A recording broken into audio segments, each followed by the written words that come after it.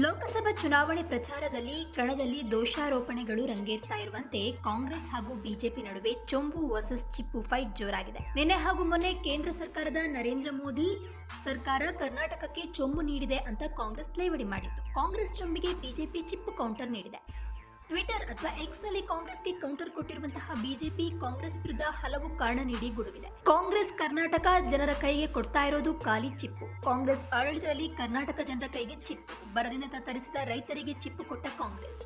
Auto taxi ಚಾಲಕರ ಕೈಗೆ ಚಿಪ್ಪು. ದಲಿತರ ಕೈಗೆ 11,000 ಕೋಟಿ ಚಿಪ್ಪು. ಕಾವೇರಿ ನೀರು ಬಿಟ್ಟು ಬೆಂಗಳೂರು ಜನತೆಗೆ ಚಿಪ್ಪು. ಹೀಗೆ ಹಲವಾರು ವಿಚಾರವನ್ನ ಉಲ್ಲೇಖನೆ ಮಾಡಿ ಚಿಪ್ಪು ಕೊಟ್ಟ ಕಾಂಗ್ರೆಸ್ ಅಂತ ಬಿಜೆಪಿ ಆಕ್ರೋಶ ತೋರಿಸಿದೆ. ಕಾಂಗ್ರೆಸ್ನ ಜಾಹೀರಾತು ತಂತ್ರಕ್ಕೆ ಬಿಜೆಪಿಯಿಂದ ಪೋಸ್ಟರ್ ವಾರ್ ಶುರು ಮಾಡಲಾಗಿದೆ.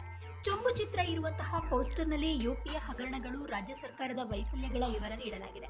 ಜನತೆಗೆ ಚೊಂಬು ಕೊಟ್ಟಿದ್ದು ಕಾಂಗ್ರೆಸ್ ಅಂತ ಬಿಂಬಿಸುವ ಪೋಸ್ಟರ್ಗಳನ್ನ ಬಿಜೆಪಿ ಥರ್ಡ್ ಪಾರ್ಟಿ ಪ್ರಚಾರಕರಿಂದ ರಿಲೀಸ್ ಮಾಡಲಾಗಿದೆ. ಜೊತೆಗೆ ಕಾಂಗ್ರೆಸ್ ಡೇಂಜರ್ ಹೆಸರಿನಲ್ಲಿ ಕೂಡ ಜಾಹೀರಾತು ನೀಡಿ ತಿರುಗೇಟು ನೀಡಲಾಗಿದೆ. ರಾಜ್ಯದಲ್ಲಿ ಆಗಿರುವಂತಹ ಹಲವು ಘಟನೆಗಳನ್ನ ಉಲ್ಲೇಖ ಮಾಡಿ ಜಾಹೀರಾತು ನೀಡಲಾಗಿದೆ.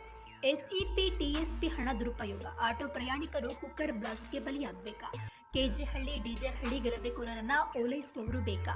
ಕಾವೇರಿ ನೀರು ಬೇರೆ ರಾಜ್ಯಕ್ಕೆ ಸೇರ್ಬೇಕಾ? ವಿಧಾನಸೌಧದಲ್ಲಿ ಪಾಕಿಸ್ತಾನ್ ಪರ ಘೋಷಣೆ ಕೂಗಬೇಕಾ? ಕಾಲೇಜಿಗೆ ಹೋದ ಹೆಣ್ಣು ಮಗು ಲವ್ ಜಿಹಾದ್ಗೆ ಬಲಿಯಾಗಬೇಕಾ? ಹೋಟೆಲ್ನಲ್ಲಿ ಟೀ ಕುಡಿಯಲು ಹೋದಾಗ ಬಾಂಬ್ ಸ್ಫೋಟಕ್ಕೆ ತುತ್ತಾಗಬೇಕಾ? ಹೀಗೆ ಹಲವು ಪ್ರಶ್ನೆಗಳನ್ನ ಬಿಜೆಪಿ ಎತ್ತಿದೆ.